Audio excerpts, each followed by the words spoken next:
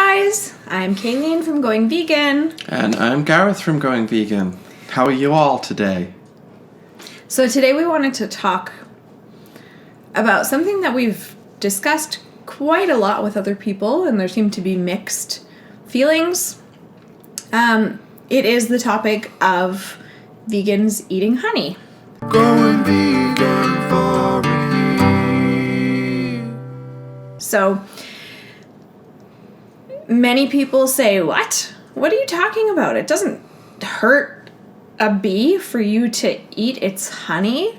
So I think that's the main reason why many people think that vegans can still eat honey. So we're just going to talk about what we know, what we've found out, and include some footage for you guys to help you make your own decisions.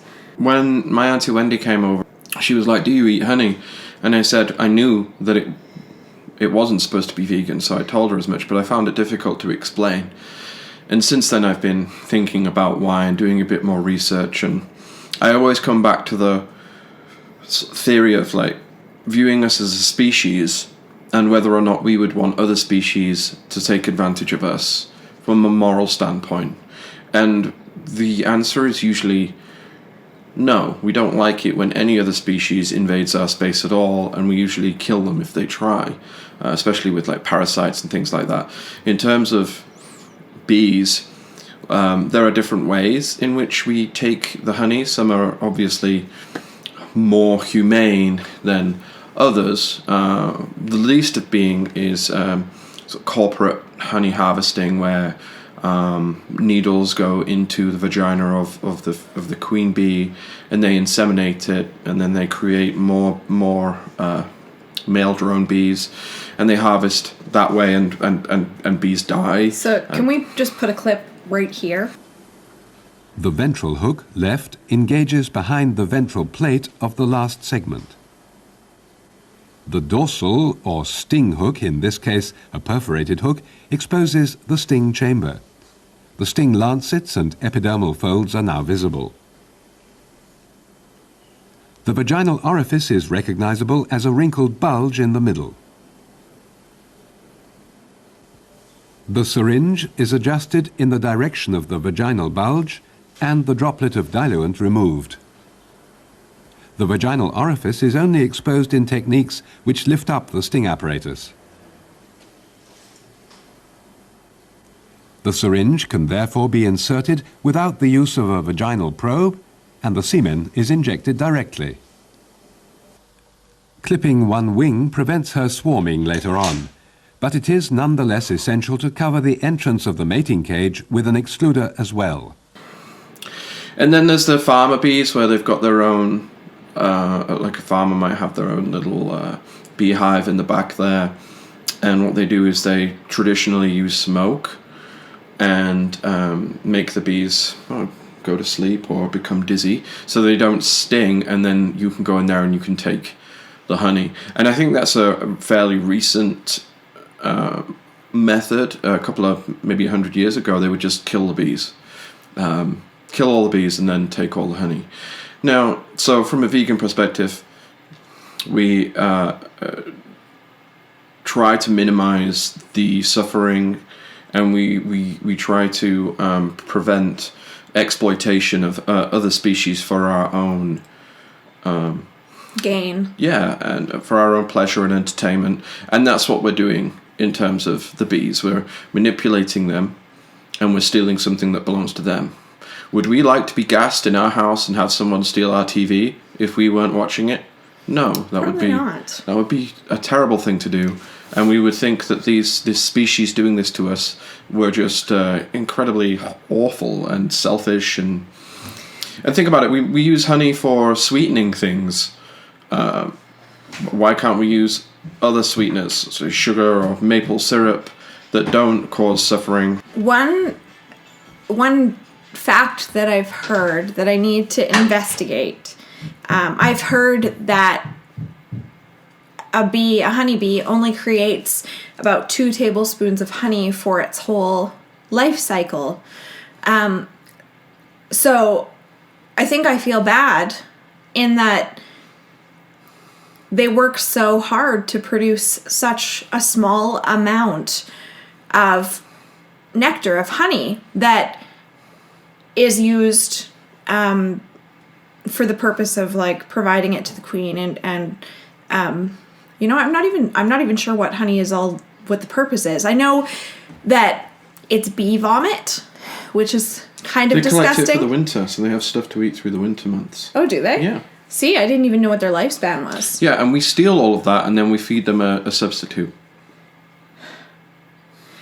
And we seem to be very good at controlling animals, specifically even with the honeybees. They may be one of many pollinators, which is an argument that I've heard from other people who support the pesticide corporations. I've heard that, even if they get wiped out, there's still other animals, still other insects out there that could still pollinate our food source. But there are also food sources that require honeybees. Something else that I've seen too is places that are actually looking into creating like little honeybee drones to replace something that nature has already provided us, so that we can keep on taking their honey. There was a show for about our that. own purpose. Yeah, they turned it. Wasn't it turned into a movie too? No, I think, is it Black Mirror or something, or Dark Mirror? Yeah. They did an episode where there were little honey drones going around, but that someone took control of them to disastrous effects. So that was interesting, but it is based on technology that they're actually looking into creating. Yeah, but still, yeah, like the environmental impact is it's an important issue, but I feel it's a separate issue. Maybe if we didn't interfere as much with them, then we wouldn't have. I don't know, but there's the environmental issue with the pesticides, and then there's just taking advantage of them because we want their sweet little bee vomit. You know, and whether or not we should do that or not is the question. Whether we should use pesticides because they're killing the bees is another thing. Mm-hmm. And obviously, as vegans, we don't agree with anything that kills other animals in their habitat. So yeah, or harms their habitat. At least we try. I think honey actually reminds me a lot of. It reminds me a lot of milk, in that it may not kill the bee for it to give up its honey, but we are taking advantage of it. And I mean, with the bovine, with the different bovine drugs that they'll give cows when they're creating or to create more milk, they can die. And I'm sure there have been instances where a bee has been inseminated and has been killed, or has been smoked too much, terrible. or it's like something from an alien space movie.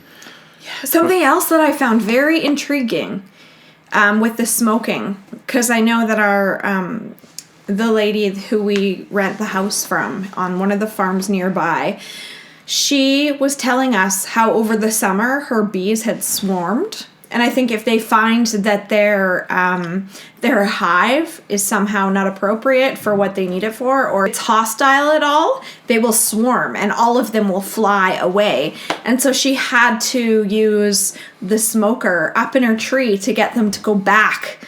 So she had to go and take control of the hive to get them to come back so that she could keep on using them. But lots of people out here have hives. I always go really back. Tricky. I always go back to the idea of if there was another species that was more powerful than us, would we, in any way, be happy with them manipulating us for things that we had?